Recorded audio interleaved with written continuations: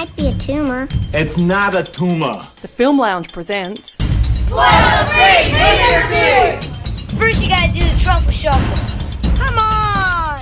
with Chris Gooch. I'm the dude. You had no authority. None. Mexico City. What were you doing there?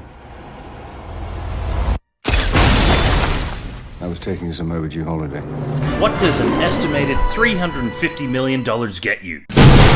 Unfortunately, second place when compared to the previous Bond efforts. Yes, Bond is back, and after reinvigorating the franchise by punching us in the face with a fistful of stripped-back, low-tech awesomeness that was Casino Royale, and then delivering the ADD-fueled, continuous chase sequence clusterf that was Quantum of Solace, we were then treated to the sleek class that was Skyfall, with its beautiful cinematography and old-school charm.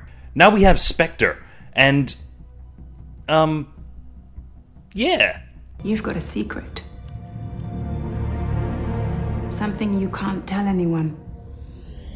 Because you don't trust anyone. When Bond goes rogue during an unsanctioned mission in Mexico, this begins a series of events that sends 007 on a personal mission to uncover the sinister organization that has been teased since Casino Royale. Meanwhile, Rafe finds M battles it out with his new bureaucratic counterpart C. No, I'm not making that up. Who is played by Sherlock's Andrew Scott, who, to be fair, is a bit of a C. Well, anyway, giving away any more of the plot verges on spoiler territory, so let's try and answer the big question. Does Spectre live up to the incredibly high standards set by Skyfall? Shall we get started? Okay, now look, the follow-up to Skyfall was always going to be a struggle to match the bar that was set, let alone exceed such standards. But you can't deny that both Daniel Craig and Sam Mendes have given their all in what could be their final Bond. Like any Mendes film, the stunts, the set dressing and cinematography are all top-notch. If you don't believe me, then just watch any other film he's ever made. Craig is still brooding, intense and pretty mopey for a Bond, but at least this time it looks like he's having fun from time to time. The rest of the cast are all quality when they're on screen. But that's part of the problem. Many of them are not on screen for very long. We have Monica Bellucci, who just stuns as the most age-appropriate Bond girl in a very long time. She's cool, calm, and sexy, but she's also hardly in the film. I can think of worse ways to go. Ben, you're obviously crazy. Mr. Bond. James Bond. Of course, then there's the second Bond girl, who has a lot more screen time, but very little to do. Even though she's a great actress, and just trust me on this, see blue is the warmest colour for evidence of that.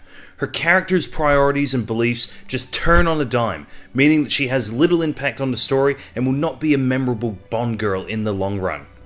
Then there's Dave Bautista, who finally brings back the Bond henchman to the series, and it is nothing short of a muscle-bound bag of fantastic. But once again, he's only in it for a few short scenes. It honestly feels like they've just dropped in a series of great characters and alluded to the fact that they are important to the narrative, but in most cases, when all is said and done, they actually aren't. And then of course there's the villain. Now, since the very beginning of the Bond franchise, these films have lived and died on their villains. And during the Craig era, we've had Mads Mikkelsen's brilliant Le Chiffre in Casino Royale, Javier Bardem's ultra-creepy villain in Skyfall, and the forgettable one in Quantum of Solace.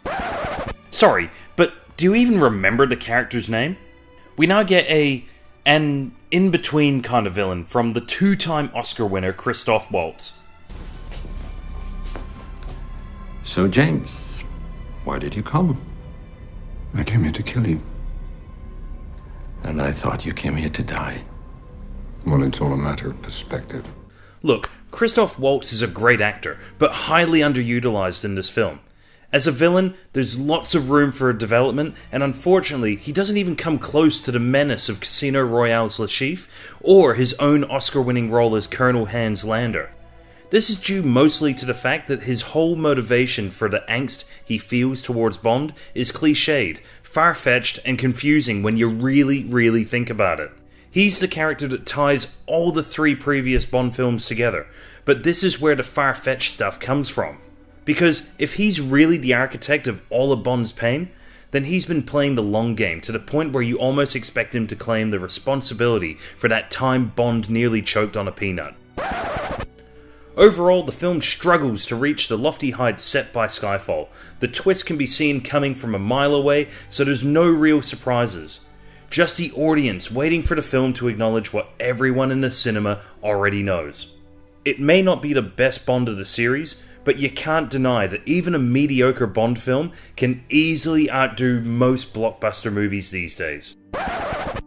Spectre gets 003 stars.